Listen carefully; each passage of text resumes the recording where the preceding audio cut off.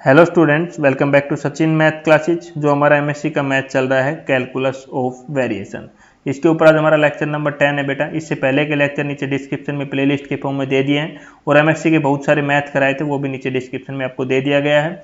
अगर नोट्स का पीडीएफ चाहिए तो नीचे टेलीग्राम चैनल दिया हुआ है, ज्वाइन हो जाइए, वहाँ पे आपको सब कुछ मिलेगा। अब बात कर लेते हैं कैलकुलस ऑफ वेरिएशन, क्योंकि कैलकुलस ऑफ वेरिएशन, कैलकुलेशन बोल रहा हूँ मैं बार बार, कैलकुलस ऑफ वेरिएशन इसको सीओ भी बोलते हैं बेटा, सीओ भी बोलते हैं। ठीक है, इसमें क्या है बेटा, ये मैं partially differential equation and mechanics math पढ़ा रहा था आपको। वहीं यूनिट नंबर 3 था, वहाँ पे डिफरेंट यूनिवर्सिटी में कहीं भी 2 है, कहीं 1 भी है और कहीं 4 भी है, तो डिफरेंट डिफरेंट यूनिवर्सिटी में डिफरेंट डिफरेंट नाम से है ये। तो यहाँ पे क्या हुआ बेटा, आपको किसी में सीओ भी एक अलग से मैथ भी है, कुछ यूनिवर्सिटियों में इंटीग्रल इक्वेशन के साथ भी दिया हुआ है, इंटीग्रल इक्वेशन एंड सीओ भी दिया हुआ है, कुछ यूनिवर्सिटियों में और भी डिफरेंट नाम से दिया हुआ है। तो डरना नहीं है, जहाँ कैलकुलस ऑफ वेरिएशन आ जाए आपके टॉपिक और सिलेबस सेम रहेगा, कोई डरने की बात नहीं है। ठीक है, तो डरना नहीं है। कहीं बोला सर पार्शियल के साथ है, कहीं सीओ भी है, कहीं इंटीग्रल की, भाई टॉपिक का नाम सेम है, टॉपिक सेम है, करना सेम तरीके से, किसी भी मैथ के साथ अटैच हो जाए टॉपिक, कोई डरना नहीं है आपको। तो चलते हैं अपने लेक्चर की तरफ आ जाओ। तो अभी हम कैलकुलस ऑफ वेरिएशन का क्या है, इसका हम पूरा ये जान लेते हैं कि सिलेबस हम करेंगे क्या क्या। सबसे पहले लेक्चर में सीखेंगे कि यूलर इक्वेशन क्या होता है, फिर सेकंड लेक्चर में क्या सीखेंगे, एक्सट्रीमल ऑफ द फंक्शन निकालना सीखेंगे। बहुत सारे क्वेश्चन रहेंगे, सबसे पहले किसमें, जिसमें वाई डैश रहेगा, फिर उसमें जिसमें वाई डैश जेड डैश दो रहेंगे हमारे, फिर थर्ड लेक्चर में क्या है, डबल डेरिवेटिव का रहेगा, फिर फिफ्थ लेक्चर ट्रिपल डेरिवेटिव आ जाए। उसके बाद एक हमारी थ्योरम रहेगी जिससे हम शॉर्टेस्ट लेंथ या शॉर्टेस्ट डिस्टेंस निकालना सीखेंगे। सेवंथ लेक्चर में क्या है बेटा, तो कर्व पासिंग रहेगा, इसे हम जनरेट ऑफ द सरफेस निकालना सीखेंगे, जो बहुत ही इंपॉर्टेंट है आपके एग्जाम पॉइंट ऑफ व्यू से। उसके बाद एट्थ में हमारी बच्चे सोरियम प्रॉब्लम रहेगी, वो सीखेंगे। फिर हमारा नौवे लेक्चर में फिर तुम्हारा एक्सट्रीमल ऑफ द फंक्शन निकालना सीखेंगे, इसमें एक नई प्रॉब्लम आएगी, उससे सीखेंगे। फिर हमारा 10th में फिर एक्सट्रीमल ऑफ द फंक्शनल निकालना सीखेंगे, किसका, एक ये प्रॉब्लम इस प्रकार से दी रही होगी हमारी, ये बहुत ही इंपॉर्टेंट रहेगी। 11 से हमारा जियोडिक्स शुरू हो जाएगा। जियोडिक्स में क्या रहेगा, सबसे पहले हम राइट सर्कुलर सिलेंडर का इक्वेशन निकालना सीखेंगे, फिर कोन का 12th लेक्चर में, 13th में हमारा स्पेयर का।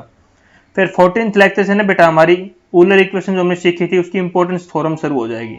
हाँ, 14th में एक थ्योरम है हमारी, फिर 15th में हमारी अलग से थ्योरम है, 16th में हमारी बेटा इसको आइसोट्रोपिक भी बोलेंगे। आइसोट्रोपिक्स प्रॉब्लम्स रहेगी, टॉपिक का नाम रहेगा ये। इसका न्यूमेरिकल, ये 16th न्यूमेरिकल और 19th न्यूमेरिकल दोनों सेम है, बट मैंने अलग अलग लेक्चर में लिया है क्योंकि ये अभी लेटेस्ट पैटर्न का न्यूमेरिकल आपके एग्जाम में आना शुरू हुआ था, तो वहां से।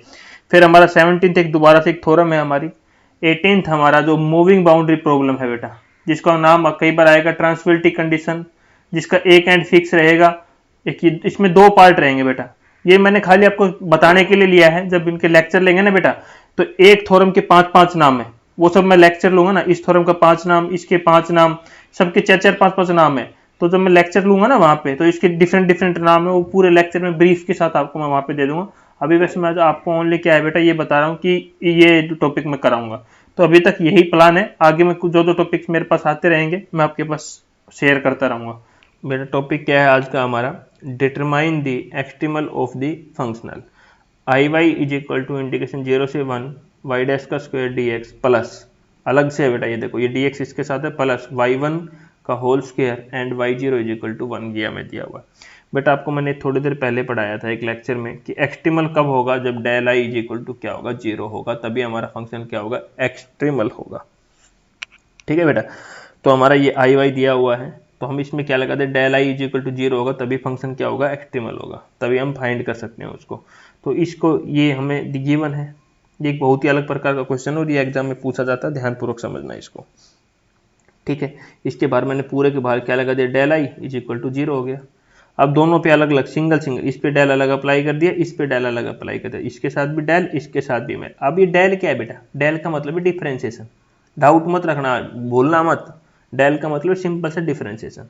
ठीक है, अब डेल को इसके साथ भी लिख दिया, अंदर लेके चला गया, इसके साथ लिख दिया। अब डेल का मैंने पहले मतलब बता दिया डिफरेंशिएशन, तो करोगे 2, या फिर इसका डिफरेंशिएशन करते हैं 2 वाई डैश।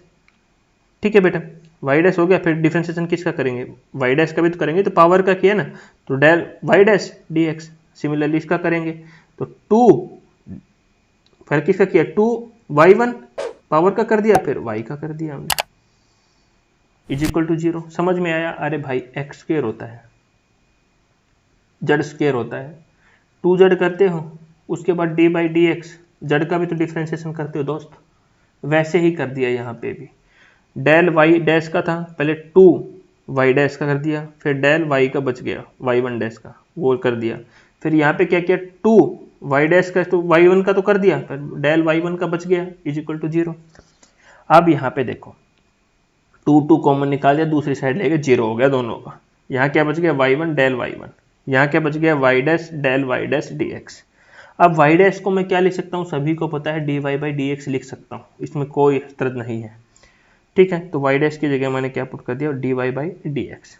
अब इस पे क्या है, इंटीग्रेशन है बेटा हमारा, इंटीग्रेशन भी सोल्व करना पड़ेगा ना हमें, तो इसको u मान लेते हैं, इसको v मान लेते हैं। u भी मेथड जो इंटीग्रेशन में पड़ा है, u as it is integration of v, सभी को पता है ना, माइनस का sign, integration d by d x, u का डिफ्रेंशिएशन करते हैं, फिर इंटीग्रेशन करते हैं v dx, और फिर होल इंटीग्रेशन पे dx होता है। ये तो सबको बेसिक फॉर्मूला है, 12th में पढ़ा था, अब वही अप्लाई कर देते हैं। u को एज इट इज लेते हैं बेटा, इंटीग्रेशन कर दिया हमने, यहाँ पे देखो इसको फॉर्मूले को रफ कर देता हूँ अभी, यहाँ पे देखो समझना अच्छी तरह, y dash as it is लेंगे, इंटीग्रेशन करेंगे y डैश का, जब इंटीग्रेशन से डिफरेंशिएशन कैंसिल नहीं हो जाए तो यहाँ पे हमारा ओनली क्या बचेगा, y बचेगा ना हमारा, यहाँ तो डेल y बचेगा ओनली, क्योंकि ये y डैश का करेंगे तो y डैश तो हट जाएगा ना बेटा, तो हमारा क्या बचेगा यहाँ पे डेल y बचेगा। लिमिट कितना है हमारा 0 से 1, माइनस का साइन, फिर y डैश का करेंगे डिफरेंशिएशन होगा तो y डबल डैश हो जाएगा,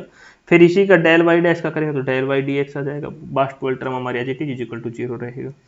अब देखो यहाँ पे जब हम करेंगे, ये ध्यानपूर्वक सुनना, y डैश बाहर है, जब डेल एक बार अपर लिमिट एक बार लोअर लिमिट, क्या लेना है, एक बार अपर लिमिट एक बार लोअर लिमिट, तो 1 ले लेंगे, एक बार 1 1 ले दिया, फिर एक बार 0 0 ले दिया, ठीक है बेटा। फिर हमारा ये वाले सेम टर्म, ये वाली सेम टर्म हमारी गिवन है, कुछ boundary condition y0 equal to क्या है 0, जब इसका डिफरेंशिएशन करेंगे डेल y0 निकालेंगे तो क्या आ जाएगा बेटा, कुछ 0 आ जाएगा हमारा, तो ये वाली टर्म डेल y डैश वाली टर्म क्या आ जाएगी हमारी, 0 आ जाएगी हमारी, क्योंकि ये 0 हो जाएगा ना, तो ये 0 हो जाएगी हमारी यहाँ पे। तो क्या बच गई, अब देख रहे होंगे आप यहाँ पे, इसमें और लास्ट वाले में, इसमें डेल वाई वन कॉमन है, तो क्या बच जाएगा अंदर वाई डैश वन, और यहाँ क्या बचेगा y1, तो डेल y1 हो गया, ये हमारी एज इट इज टर्म आ गई इज इक्वल टू 0। अभी हमारा यहाँ से क्या होगा, यहाँ से क्वेश्चन का इंपॉर्टेंट रोल सर हो जाता है, यहाँ तक तो इंटीग्रेशन किया, बाउंड्री कंडीशन पुट कर दिया और आंसर आ गया, बाकी हमने यहाँ पे कुछ नहीं किया अभी तक, ठीक है बेटा। तो ये यहाँ से क्वेश्चन में बहुत ही इंपॉर्टेंट रोल है, ये आपको समझना बहुत जरूरी है।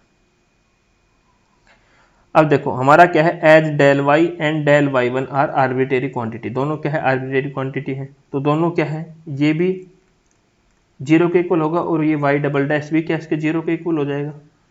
दो इक्वेशन आ गए ना, एक ये आ गया, ये भी 0 के इक्वल होगा और ये भी 0 के इक्वल होगा, तो हमने सोल्व कर लेते हैं, इसको इक्वेशन 1 मान लेते हैं, इसको y double dash is equal to 0 है, तो हम इसका डिफरेंशिएशन करेंगे तो y dash is equal to c1 आएगा, फिर करेंगे तो y is equal to c1x plus c2 आ जाएगा, ये इक्वेशन आ जाएगी हमारी, ठीक है। बाउंड्री कंडीशन जो तो दी हुई है, y0 इज इक्वल टू 1, तो 1 था इधर 0, c2 की वैल्यू कितनी आ गई 1, तो yx is equal to c1x plus 1 आ गया, तो इक्वेशन नंबर बी आ गया ये हमारा। अब देखो दूसरी इक्वेशन हमारी थी ना y dash 1 plus y1 is equal to 0, अभी देखो y हमारा क्या है c1x प्लस 1 है, तो y डैश 1, तो y डैश निकालोगे पहले, तो यहाँ से कितना आ जाएगा c1, पुट कर दिया c1, फिर y1, अरे y की जगह x की जगह 1 पुट कर दो, 1 प्लस 1, तो क्या आ गया हमारा c1 प्लस 1 आ गया, तो c1 plus 1 is equal to 0, तो 2c1 plus 1 is equal to 0, तो c1 इज इक्वल टू -1/2 आ गया ना, यहाँ से दोनों वैल्यू यहाँ से इक्वेशन 1 में पुट कर दो, ये हमारा y आ गया। बताओ बेटा, देखो थोड़ा सा दोबारा रिपीट करना चाहूँगा क्योंकि बहुत ही अच्छा क्वेश्चन है और एग्जाम पॉइंट ऑफ व्यू से भी बहुत ही इंपॉर्टेंट है। देखो बेटा कुछ नहीं करना, हमारा एक्सट्रीमल कब होगा, del I is equal to 0, तो हमने डेल बोथ साइड अप्लाई किया, डेल का मतलब होता है डिफरेंशिएशन, इस पे अलग अप्लाई कर दिया, इस पे अलग कर ले दिया और उसका डिफरेंशिएशन कर दिया अलग अलग, ठीक है बेटा। तो यहाँ पे हमने यहाँ पे कर दिया था, इसका यहाँ पे अलग अलग कर दिया था, फिर यहाँ पे यू भी मेथड लगाया हमने, यू भी मेथड डिफरेंस वो इंटीग्रेशन वाला, तो ये पूरा ये आया हमारा। ध्यानपूर्वक एक एक चीज़ को बहुत ही ईजी पूर्वक करना है बेटा, किसी भी चीज़ को डरना नहीं है हमें, ठीक है बेटा। तो ये इसी प्रकार से हमें इसका पूरा कर दिया है सॉल्यूशन, ठीक है। तो वीडियो अच्छी लगे तो वीडियो को लाइक शेयर ज़रूर करना और चैनल को सब्सक्राइब जरूर कर लेना। Thank you.